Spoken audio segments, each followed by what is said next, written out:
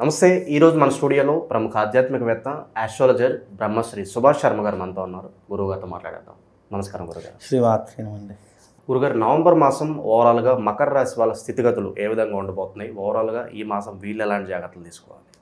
తప్పకుండా తెలియజేస్తానండి. ముందుగా ప్రేక్షకులందరికీ శ్రీమాత్రే నమః, శ్రీ గురుభ్యో నమః. నమో దేవ్యై మహాదేవ్యై శివాయై సతతం నమః. నమ ప్రకృతి భద్రాయై నిహితాం ప్రణతాస్మిత.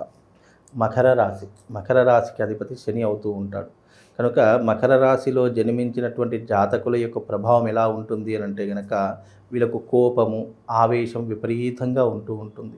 ఏ చిన్నదానికైనా సరే అనుకోకుండా షార్ట్ టెంపర్ అంటారు సరే, క్షణికావేశం అని అంటుంటాం. ఆ క్షణికావేశం వచ్చేటటువంటి ప్రభావం కలిగినటువంటి వ్యక్తులు మకర రాశి వారు అని చెప్పుకోవచ్చు. వీళ్ళు ముఖ్యంగా ఎవరి మాట పట్టించుకోరు. ఎందుకంటే వీళ్ళు చేసేటటువంటి పని వీళ్ళకు మంచి అయిన అనిపిస్తే కనుక వీళ్ళు చేసేస్తూ వెళ్ళిపోతారు. ఎదుటి వాళ్ళకి అది చెడుగా అనిపించినా ఎదుటి వారి గురించి పట్టించుకోకుండా ఉండేటటువంటి స్వభావం కలిగినటువంటి వ్యక్తులలో ఈ మకర రాశి వారు ఒకరు అని చెప్పుకోవచ్చు. వీళ్ళు చాలా మట్టుకు కాలాన్ని వృధా ప్రయత్నం ఎక్కువగా చేస్తూ ఉంటారు. వృధా అంటే ఒక రోజులో కావాల్సిన పని కూడా దాదాపుగా 2-3 రోజులు పొడిగించేటటువంటి పనులు ఎక్కువగా పెట్టుకుంటూ ఉంటారు. అదే రకంగా వీళ్ళకు లేజీతనం ఎక్కువగా ఉంటుంది. చేసిన పని ఎప్పుడైనా చేద్దాము అనుకున్నా లేదన్నా మనము ఎగ్జాంపుల్గా రేపు ఒక పని ఉందండి, 9 గంటలకు వెళ్ళాలి. కరెక్ట్గా వీళ్ళు ఏంటంటే 9 గంటలకే లేచి రెడీ అవుతూ ఉంటుంటారు. మనం 9 గంటలకు వెళ్ళాలంటే 8 గంటలకు రెడీ అయ్యి 9 గంటల లోపు గమ్యాన్ని చేరుకునేటటువంటి ప్రయత్నం చేస్తుంటారు. కానీ వీళ్ళకి అలా కాదు, 9 గంటలకంటే 9 గంటలకే లేస్తూ ఉంటారు. అంటే లేజీతనం ఎక్కువగా ఉంటుంది. కార్యాచరణ లోపాలు ఎక్కువగా చేస్తూ ఉంటారు. మిస్టేక్స్ చాలా మట్టుకు తెలిసి మిస్టేక్ చేయడంలో వీళ్ళకు మించినటువంటి వాడు మరొకరు లేరు. కాబట్టి తెలిసి చాలా మిస్టేక్లు చేస్తూ ఉంటారు. మళ్ళీ దాన్ని కప్పిపుచ్చుకోవడానికి 1,000,000 అబద్ధాలు ఆడుతూ ఉంటారు. మళ్ళీ విపరీతమైనటువంటి కోపం, అగ్రెసివ్నెస్ ఎక్కువగా రావడం జరుగుతుంది. తన తప్పుని ఎవరైనా వేలెత్తి చూపించారనుకోండి, దాన్ని సమర్థించుకోవడానికి, దాన్ని కప్పిపుచ్చుకోవడానికి కోపం అనేటటువంటిది ఎక్కువగా వస్తూ ఉంటుంది. అలాంటి తరహాలో ఉన్నటువంటి వారు ఈ యొక్క మకర రాశి వారు అని చెప్పుకోవచ్చు. అలాగే అంత కోపం ఉన్నప్పటికీ కూడా సహాయం చేసేటటువంటి గుణం ఉంటుంది. అలాగే 10 మందికి ఉపకారం చేద్దాం, మనం అపకారం చేయకుండా ఉపకారం చేద్దాము అనేటటువంటి తరహాలో ఉన్నటువంటి నెగిటివ్ ఎలా ఉంటుందో పాజిటివ్స్ కూడా అలాగే ఉంటూ ఉంటాయి.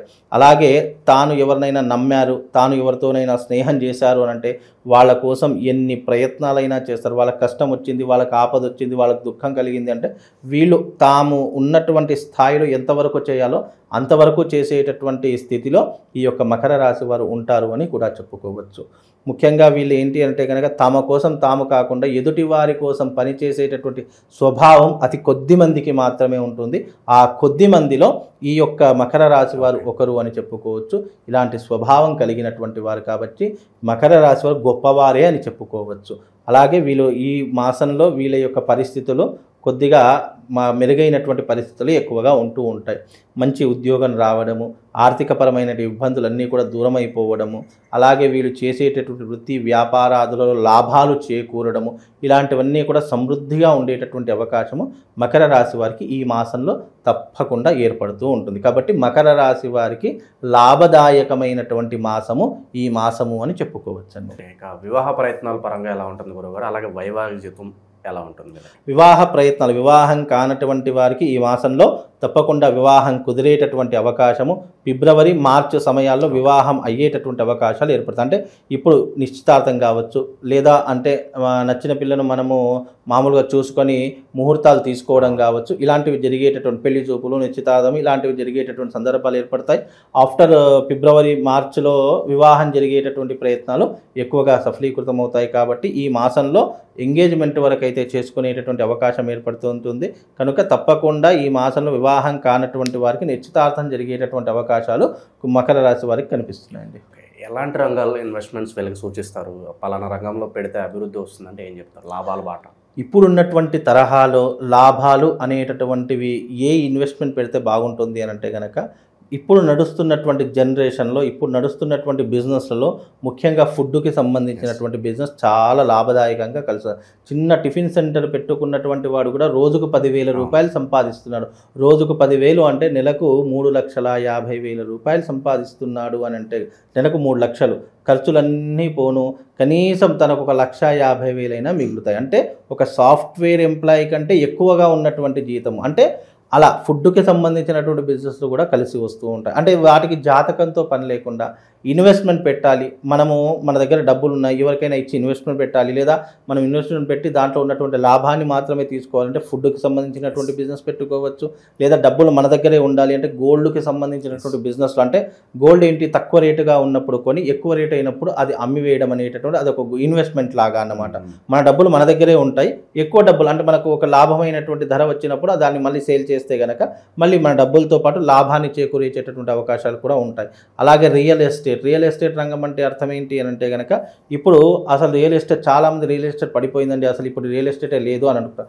కానీ ఇప్పుడున్న తరహాలో ఇప్పుడు లేదు కాబట్టి ఇప్పుడు దాని మీద ఇన్వెస్ట్మెంట్ పెట్టి ఒక 2-3 సంవత్సరాలు 4-5 సంవత్సరాల తర్వాత మళ్ళీ రియల్ ఎస్టేట్ ఎలాగైనా పుంజుకుంటుంది. రియల్ ఎస్టేట్ భూమిలో యొక్క వ్యవహారాలు ఎలా ఉంటాయంటే రాజకీయ నాయకుల మీద అవి ఆధారపడి ఉంటాయి. వాళ్ళు రాజకీయ నాయకులు చేసే చదరంగంలో ప్రజలందరూ కీలు బొమ్మలవుతూ ఉంటారు.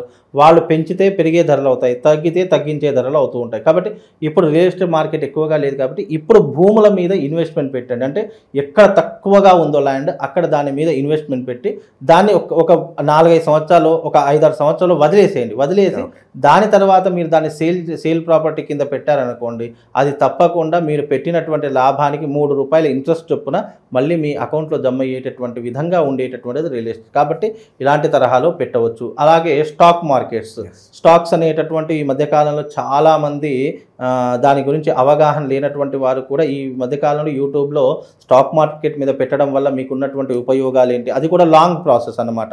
కాబట్టి అలా స్టాక్ మార్కెట్ మీద పెట్టేసి కొన్ని డబ్బులు మీరు వదిలేస్తే కనుక అవి మీకు రాబోయేటటువంటి రోజుల్లో ఎలాగైతే భూముల ధరలు పెరుగుతూ తగ్గుతూ ఉంటాయి అవి కూడా స్టాక్ మార్కెట్స్ అనేటటువంటి అలాగే ఉంటాయి.